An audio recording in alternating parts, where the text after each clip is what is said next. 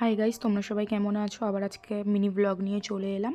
তো দেখো, আজকে বোনের বার্থডে ছিল, তাই ফার্স্টে ওকে আমি একটা কিটক্যাট দিয়ে দিলাম আর হ্যাপি বার্থডে উইশ করে দিলাম, কারণ ওর কিটক্যাট খেতেও বেশি পছন্দ করে, তার জন্য আমি আগের দিন কিনে এনেছিলাম।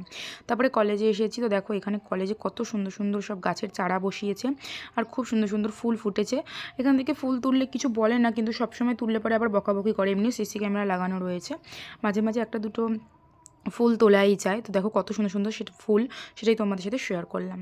আর এখানে বোন কী কী খেতে দিয়েছিল দেখে নিলে, এই যে বোন খাচ্ছে দেখতেই পেলে। তারপরে আমি বাড়ি চলে এসেছি, আর এখানে বানিয়েছিল ফুলকপি দিয়ে মাছের ঝোল বানিয়েছিল।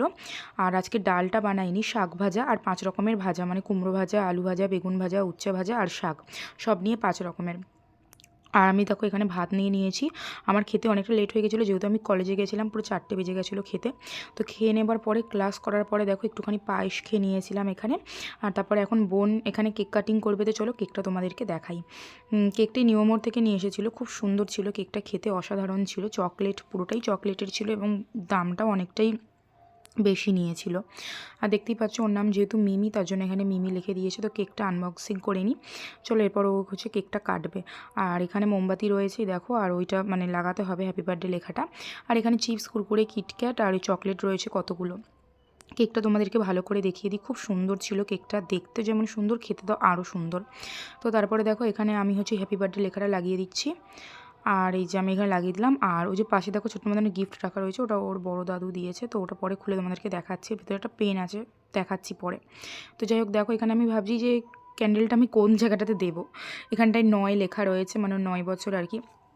তো সেটাই আমি দেখছিলাম, আর বললাম যে তারা কেকের একটা ছবি তুলে নিই, তারপরে ওই ক্যান্ডেলটা লাগাবো। তো এখানে কেকের ছবি তোলার পরে লাগিয়ে দিয়েছি। আর এখানে ওর সাথে একটুখানি কথা বলছিলাম, এখানে সব সাজিয়ে দিয়েছি, বললাম চল 2-3টে ছবি তুলে নিই। তো ছবি তুলে নেবার পরে এখানে ওর মা হচ্ছে এখানে মোমবাতিটা জ্বালিয়ে দিয়েছে, আর ওই বড় মোমবাতিটা হচ্ছে এখনই জ্বালাবো। এই যে দেখো জ্বালাচ্ছে, এটা জ্বালানোর পরে ও হচ্ছে এখন কেক কাটবে। তো এই দেখো এখানে এই যে কেক কাটতে বসে গেছে, ও একটু ভয় পাচ্ছিল। আমি বললাম যে তারা মোমবাতিটা পুড়ে যাক, তারপরেই হচ্ছে গিয়ে তুই কেকটা কাটবি, কারণ যেহেতু ওইটা মানে যেহেতু বাজির মতন পুড়ছে, তো চোখে মুখে লেগে গেলে আবার অসুবিধা আছে, তো তার জন্য।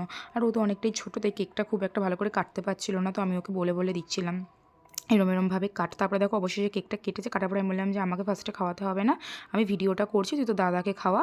এটা হচ্ছে ওর দাদা, তো আমি বললাম দাদাকে খাওয়া, আর ওকেও বললাম যে একটুখানি তোর বোনকে খাইয়ে দে। তারপরে ও আমাদের সবাইকে দিয়েছিল। আর তারপরে হচ্ছে এই গিফটটা খোলার জন্য পাগল হয়ে গেছিলো। এর মধ্যে একটা পেন ছিল, আর আমরা তেমনভাবে আর কিছু দিইনি ওকে। তো যাই হোক, দেখো এখন এই হচ্ছে গিফটটা খুলছে। ও ভাবছিল এর মধ্যে মনে হয় চকলেট মকলেট কিছু একটা আছে, কিন্তু আমি ওকে বলছিলাম যে পেনই আছে, কারণ ওই দাদুটা সবসময় পেনই দেয় বেশিরভাগ পড়াশোনার জন্য আর কি। পেনটা খুব সুন্দর, নীল কালারের কালি পরে পেনটাতে, আর হচ্ছে এরকম মানে ইয়ে করা ছিল পেনটা। তো যাই হোক চলো,